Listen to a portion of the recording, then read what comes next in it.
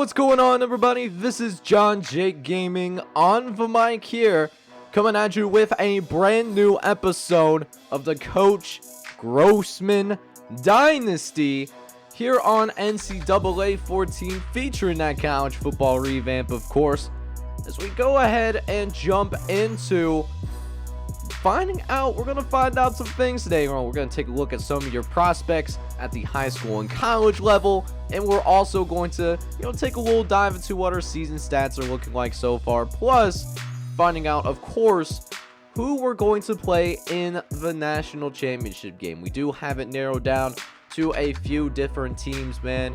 We got, teams like California, USC, that are also in the running. We also, of course, have Ohio State Ohio State that is, of course, in the mix as well. So, gonna be a fun one, man. I'm super pumped about this episode. I hope you guys are too. If you are, make sure you go ahead, smash that like button, hit subscribe if you have to be brand new. And we'll go ahead and jump right into it, man. The custom prospect special, one of my favorite things to do. Goes dump into this Big Ten championship, take a look at a really talented running back. I'll see you guys on the field for it. So we jump into this custom recruit special, jumping into the Big Ten championship game where we check out Joel Naviasaba. I think that's how you pronounce his name. Still haven't really figured out how to pronounce it, but his Ohio State Buckeyes, man, are in the hunt of potentially making it to the national championship game. They do need a little bit of help. I think they do also need for the University of California to lose to USC in the Pac-12 championship. But if they can get that to happen, though, and Ohio State, of course, takes care of business there, then maybe this could be a team that we potentially go up against. But we'll see what Joel Naviasaba has, as he is wide, butt naked open, going down the sideline, and it's going to be brought down at about midfield, and helping putting together a rather impressive drive for the Buckeyes as they look to take care of business against the number 20 team in college football. The Iowa Hawkeyes is now 1st and 10. Naviasaba is going to go ahead, take the carry up the gut, and does manage to pick himself up a gain of 6. He's been kind of held down in the running game, only averaging 4.5 yards a carry so far in this game, as this Iowa defense is giving him everything that he can handle. But eventually he will find a little bit more running room, as there's a gain of 7 for Joel.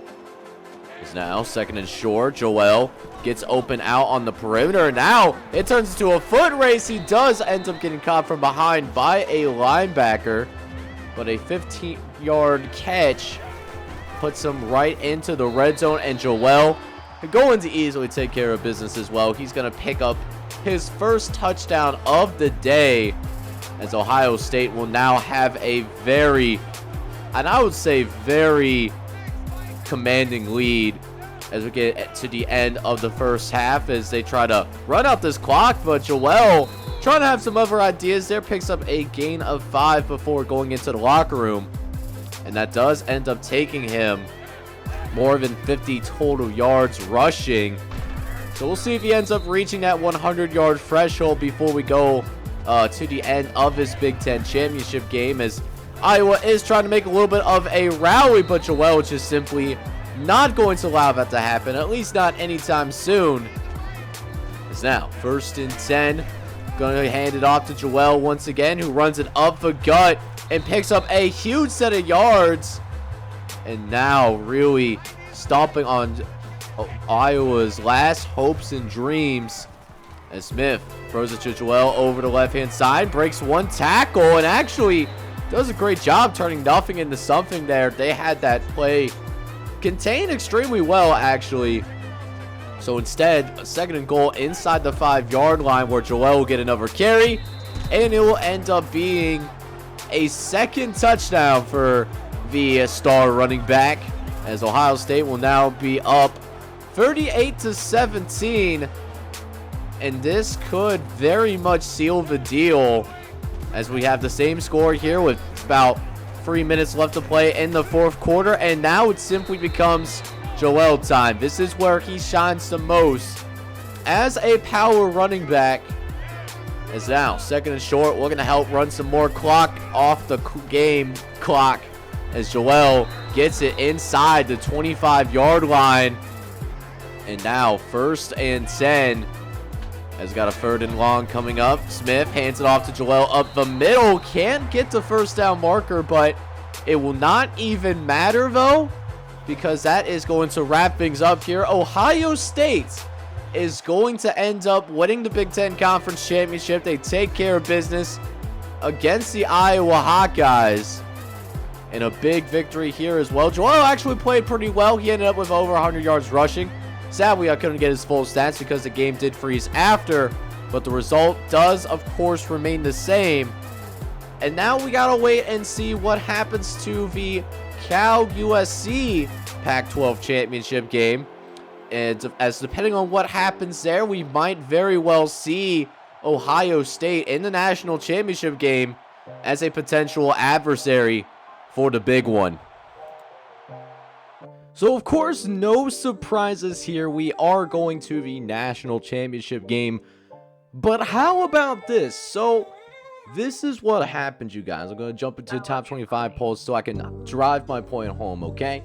So, Ohio State, they still did their thing, right? They win 38-17. So, we got that result, that stayed. But USC hops over Ohio State. Remember, USC was behind the Buckeyes. It'll actually be USC with the number 2 spot, which means we'll be taking them on in the national championship game. Wow, that is absolutely insane how that turned out. So California lost a close one. They fell to number 6, and then Florida falls to number 7. So that does mean that we are taking on the Trojans of USC, which is kind of a shame. I was hoping to take on Ohio State just from what I saw in that Big Ten championship game.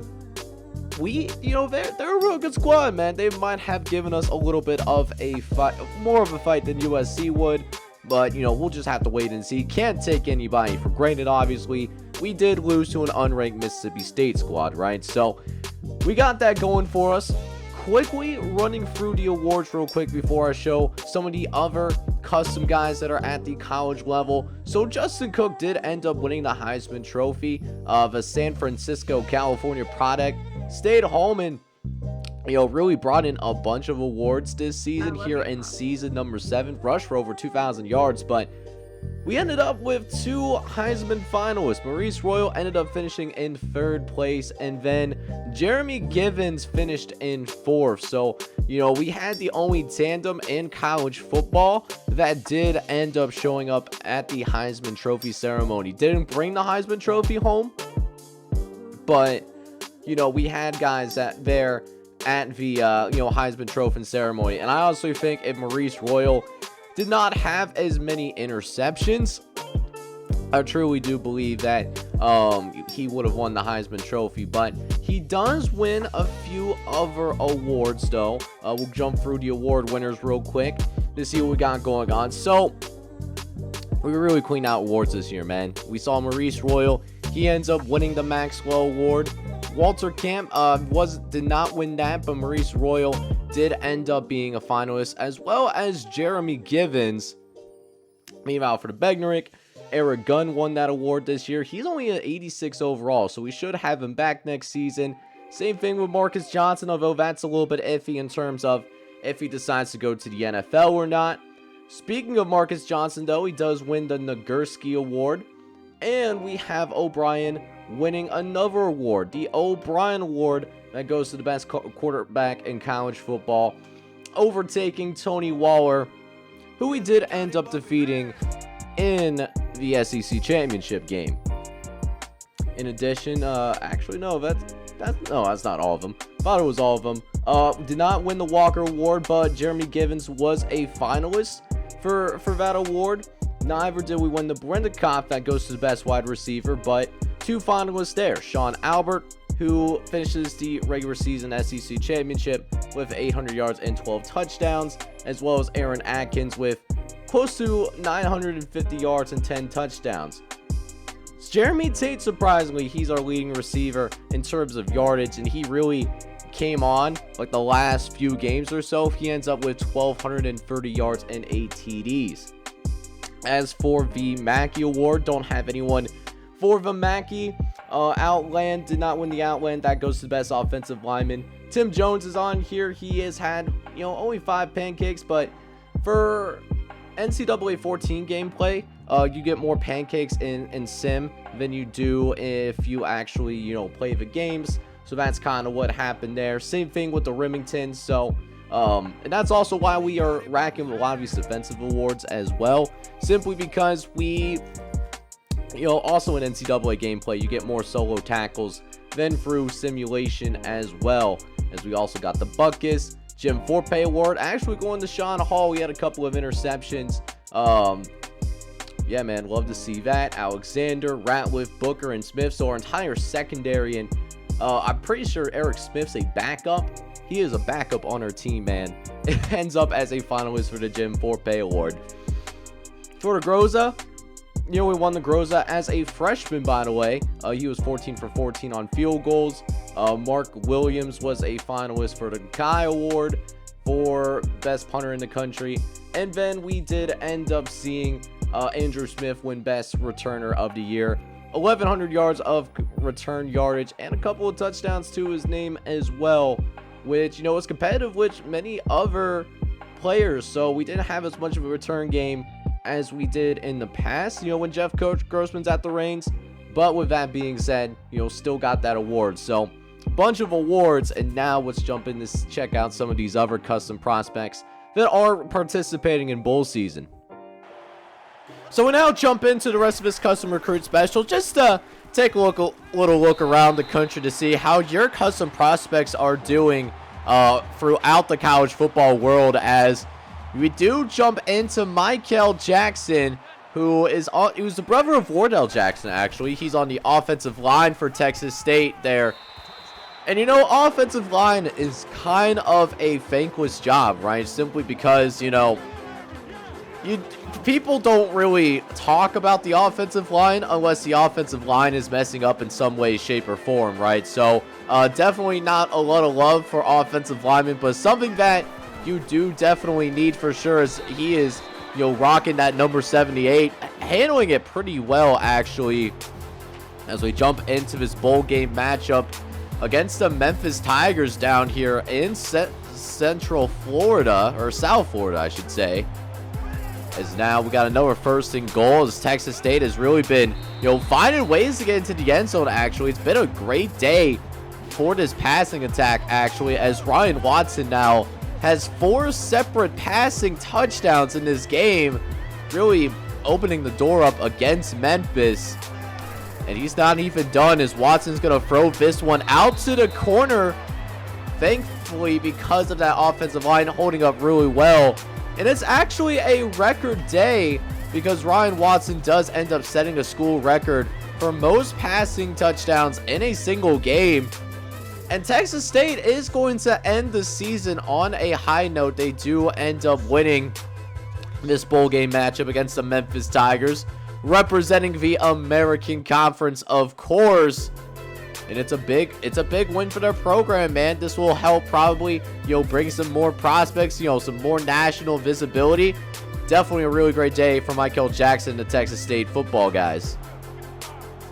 So then we go ahead and jump into another bowl game matchup, as UCF is taking on a team that you guys might be a little bit more familiar with, for those of you that been watching this series for a little while, the Maryland Terrapins, who we actually used to be the offensive coordinator for prior to taking our very first head coaching job at the University of Central Florida. So Central Florida, they have actually had a pretty good transition to the Big 12 Conference, joining the ranks of the Power 5, as they are once again coming into postseason action in the top 25.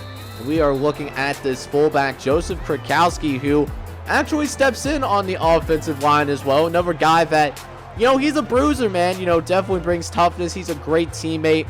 someone that you frankly would allow to date your daughter. For those of you that have a daughter and watching this video right now, but UCF had a hole. They were in an early hole, that they were trying to come back through. They finally tie it all up at 28 apiece here.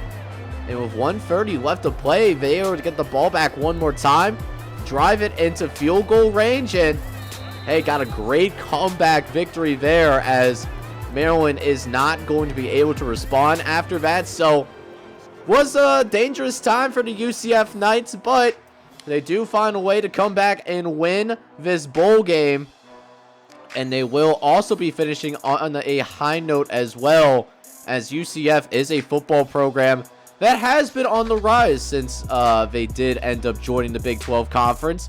And we'll look to see if they can manage to continue that here as well as we go through future years of this dynasty.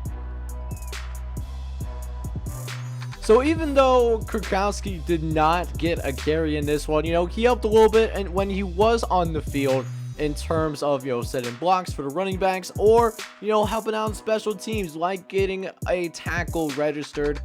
He's a good player, man. It's just the thing with him was that he was a fullback and he went to a school that, didn't really utilize him. His playbook that UCF used doesn't really use fullbacks, and that was his primary position. So not a lot of love for Joseph Krakowski, in his college career, but he's definitely a grower, all that good stuff. We'll see what his future holds. But now we go ahead and jump into a surprising Music City Bowl matchup, because Texas A&M is in this bowl game, and they are currently number 9 in the AP poll as of right now. So you think with a ranking like that, they would be going to a New Year's Six Bowl or something like that, but taking too many losses, I suppose, and now taking on a Nebraska team that is just barely hanging on to the top 25 right now. So, if it's Nebraska squad, Wardell Jackson and Eli Thompson, they both got their hands full as Wardell Jackson finds the end zone, and it's a touchdown for Sean Gutierrez and company, as the Cornhuskers will draw within 4 points of the Texas A&M Aggies. And we have a chance as well to see them possibly take the lead before going into halftime. One-handed catch by Wardell Jackson. Oh my! That is not an easy play to make by any stretch of the imagination. So that is a really well-thrown ball for sure, but nothing really coming out of it. And Texas A&M, man, you guys have probably saw this a little bit, in our game against Oklahoma, when we were trying to play them on the path to a potential national championship. Almost spoiled it for you guys, but I didn't want to do that, of course. But yeah, Nebraska is dealing with the athleticism with Texas A&M. They're having a really hard time with it. And I mean, the wide receivers that for the custom guys, Eli Thompson and Wardell Jackson, they're both, certainly doing their things. But it's just simply too much at the end of the day. And that's just how the cookie crumbles sometimes. Nice 19-yard catch, by the way, by Eli Thompson. But it's simply not enough. And Texas A&M, in what was a little bit of a more bizarre season for them, with all the losses that they did indeed end up having this year, they do finish on a high note. They win the Music City Bowl as a top 10 team. So we'll see what this means for the Texas A&M program as they go into season number 8. But they do finish on a high note and do ruin the final collegiate game for Eli Thompson and potentially Wardell Jackson. So the Nebraska offense did put up a valiant effort, but they just did not have the athletes at the end of the day to keep up with Texas A&M, as they will end up following here at the Music City Bowl by a score of 49-32. But the custom recruits, they did their best, man. Eli Thompson and Wardell Jackson both led the team in catches today with 4 apiece. Eli Thompson did come through with 4 catches for 61 yards, whereas Wardell Jackson had one of the touchdown passes that was caught here today for the Nebraska offense. He ended up with 4 catches for a grand total of 28 yards. Meanwhile, at our former head coaching destination, the Southern Florida Bulls, we will jump in and take a look at Oh my, Mitch Steele with a great touchdown throw. He is in as the second-year starting quarterback for the Southern Florida Bulls, you know, succeeding probably one of the better quarterbacks that we went with. Tyrell Pickens, I believe, was his name. Very good quarterback that should have went to the NFL, but didn't quite happen. So we see a beautiful touchdown throw by Mitch Steele, and doing a great job of throwing the football around the field early in this one. And is able to get some nice dots in there. And how about this throw right there? Under pressure, threw it in a very tight window, and still managed to find a way to connect with RJ Drew in the end zone for a touchdown. I mean, that was not an easy throw to make by any stretch of the imagination. And so early on, 14-7 lead for the Bulls as Georgia Southern does respond, but Mitch Steele will look for another touchdown drive here before we get into the halftime locker room. As now, 1:23 left to play, facing the blitz, and gets it out to RJ Drew on the perimeter, and almost managed to get himself in the end zone for a touchdown. Was extremely close. However, it did end up stalling out, unfortunately. So now still all knotted up at 14 apiece. We'll see if Mitch Steele can lead this team to victory here in the First Responders Bowl against Georgia Southern, as they'll try to sell the play action once again, facing pressure up the middle, but finds Adam Covington, who gets it down for a 23-yard catch. And another first and goal opportunity for the Bulls, as he just makes the right decision, dumps it off to the running back, Kenneth Simmons, and he will take care of the rest of the work. Really great performance so far by Mitch Steele. 17 for 23, 263 yards, and 3 touchdowns. Honestly, we probably will need a little bit more than 21 points, I think, in order to win this game, but Mitch Steele doing everything that he can and then some to go ahead and try to win this game. We'll see if he can add on to it as we go play action again, but just a terrible decision as Mitch Steele will throw his first interception of the game here in this First Responders Bowl, and a chance maybe to make this a 2-score game. Now the Georgia Southern Eagles had a chance to tie, and thankfully it didn't happen. But then Steele just trying to do simply a little bit too much, starting to get a little bit tight there, as on literally the very next drive, he goes ahead and throws yet another interception. And now this team is falling apart a little bit, suddenly down 28-24. So they need a miracle if they want to go ahead and win this thing, but that miracle is not going to happen though, as Mitch Steele and the Southern Florida Bulls are going to end up losing the First Responders Bowl to this upstart Georgia Southern squad representing the Sun Belt Conference.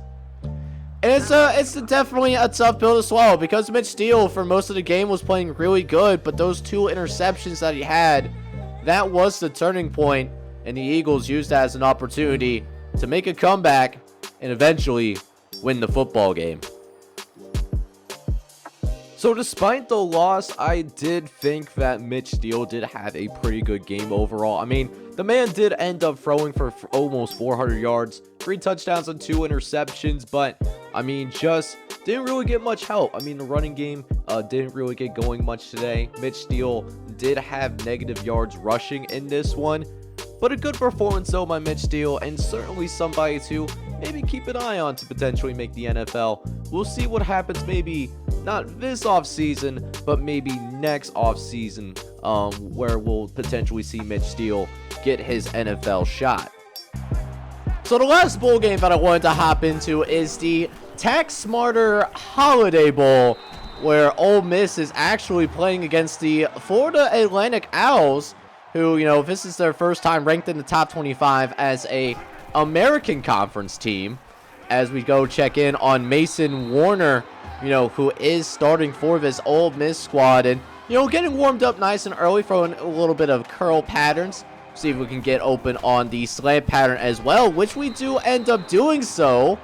And not only that, but we also managed to draw a little bit of a face mask penalty as well to try to get this offense going a little bit more. It's really kind of struggling early here against a Florida Atlantic team that is not as highly rated or highly regarded, but Mason Warner stays on his feet and gets into the end zone, and it's a touchdown for the Rebels. Something that they certainly needed in order to, establish themselves a little bit. First quarter seemed like they didn't necessarily want to be there, but how about Mason Warner, though, to fight his way into the end zone? And now it's a 17-7 lead here as Mason Warner gets wide but naked open and breaking a couple of tackles there as well. He picks up 23 on that. And now looking for a second touchdown reception. Gonna look over the middle where Mason Warner is able to find a hole in the defense. And it's not a lot of catches for Mason Warner, but he does make a difference at the end of the day. As that, he's going to be given the play of the game as well. That effort really got this offense going, as Ole Miss will end up winning the Tax Smarter Holiday Bowl against Florida Atlantic. And it will, we'll wait to see what's next in Mason Warner's collegiate career. We'll see if he uses this as a potential springbound to set up a potential breakout year so that he does make it to the national championship game. As we check out the player of the game, not Mason Warner, man, so definitely a little bit of a shame there. So Ole Miss actually did not pass the ball very much whatsoever in this game, but when they did pass it, Mario Warner definitely showed out. He ended up with 6 catches, 95 yards, and a touchdown. Did have a couple of drops and didn't get any chances in the running game, unfortunately, but still a real good game overall for Mario Warner, and should be some pretty good momentum moving into his senior year. So now moving forward to the high school players that you guys have submitted and made it into the series. But we gotta jump into one of the best players in all of college, or at least high school football, Chris Gentry. He was the number 2 safety in this recruiting class from Union City, Tennessee, and a massive pickup for the Cincinnati Bearcats going into next season, as this is a guy that is expected to start right away for the Cincinnati Bearcats. Huge pickup for them in order to get him to sign over Vanderbilt, who was in the SEC, now chilling in Conference USA. Another highly talented recruit that did end up signing on the dotted line recently is Freddie Flash. He was the number 22 player in this recruiting class, number 4 player in the state of Florida, and is going to remain in the state along with guys like Brooks Roach and Larry Hendry as well. So Miami Hurricanes continuing to bolster up that recruiting class. They had a very good year this year, and Freddie Flash is a very good football player despite him being undersized. He did decide to go to Florida, or Miami, Florida, over Nebraska and Southern Miss, who we did also have athletic scholarships too. Meanwhile, you guys might remember this. We had another Lakefield going to play his college football in Alabama. Well, he is going to look to make his mark in a different position. Jacob Lakefield, one of the best punters in America. He's the number 8 punter in this recruiting class. Very highly talented player. He ends up signing with the Minnesota Golden Gophers, signing over UCLA. So kind of staying in a similar environment, given that the Palmer, Alaska product is also going to a cold weather environment and remaining in the Big Ten Conference. Now, rounding out the high school players that have signed that are considered custom prospects, we do of course have Sheffield McDaniel, a 4-star that can play a bunch of different positions. He is listed at quarterback, but the Akron product going to sign with the Pittsburgh Panthers. He'll be looking to make a mark right away here. Definitely was the prestige and the conference that Pitt is in. Signing over Temple and Ohio State as well, so that's a big pickup for the University of Pittsburgh, getting him out of the state of Ohio. And then, of course, we have Marshall Falzon. Now, Marshall Falzon, comes from that football family. His dad is the head coach of Youngstown State. If you want to check out that Youngstown State Dynasty, that will be, of course, that's on the main channel page if you want to go ahead and check that out. and also has some brothers in college football. You know, his big bro did play at the University of Buffalo. Got another brother, I believe, at Syracuse, if I remember correctly. But this will be the third brother here in the Thousand family, and looking to play with the Michigan State Spartans. So that leaves two of your custom guys that have not yet signed on the dotted line as we check them out right now. We got one-star tight end, Jacob Miles. Now, his high school does have him lined up at the wide receiver position, you know, but this is a guy that definitely, you know, he has the attributes to be successful at the collegiate level, right? He does have those abilities, but he is still a raw talent. He's going to need some time to learn the tight end position in general, and that's why he is only a one-star player, but he can definitely, he has what it takes in order to beat those expectations. He will need time, however, to develop. But another player that hasn't signed yet on the dotted line that will not need that time to develop is Marcellus Wallace. Now, here is a guy, 5-star player out of Tulsa, Oklahoma. Surprisingly, has not been recruited that much over the course of the season so far, but that being said, his recruiting has picked up as football season has wound down a little bit. And I'm gonna tell you something right now, this kid is absolutely special. A kid that is a bruiser, somebody that could frankly do anything that you ask him to do. Like, look at that vision, taking it all the way down the sideline and then finishing the run, breaking multiple tackles in the process in order to get himself into that end zone. I mean, just look at the power that is in this run. Like, you know, great blocking, gets away from a couple of defenders using that speed that he has, and then little guy on him, no problem. No problem whatsoever. So yeah, man, Marcellus Wallace, and a local Oklahoma guy as well. He is here in the state of Oklahoma, is somebody that I really want to go ahead and bring into our football program. It's something that I would really enjoy. Yeah, maybe he would need the red shirt if he did play for us at Oklahoma and might get early playing time somewhere else. But you want to talk about a guy that, you know, might be able to go ahead and even contribute on special teams. You know, he just brings, he's got like a nasty streak to him, if that kind of makes sense to you at all, as we see Marcellus Wallace get another touchdown right there, just trying to maul over people. It's not going to be a guy that's going to make, you know, more than one cut in any given play most of the time, but he is going to be somebody that is going to be looking to run you over every time he gets the football, and that toughness is always valued in the beautiful game of football, man. So yeah. So I hope you guys did enjoy the recruiting special right here for you guys. Took a look at the high school and college players that you guys have submitted and are doing their things at both the high school and collegiate level.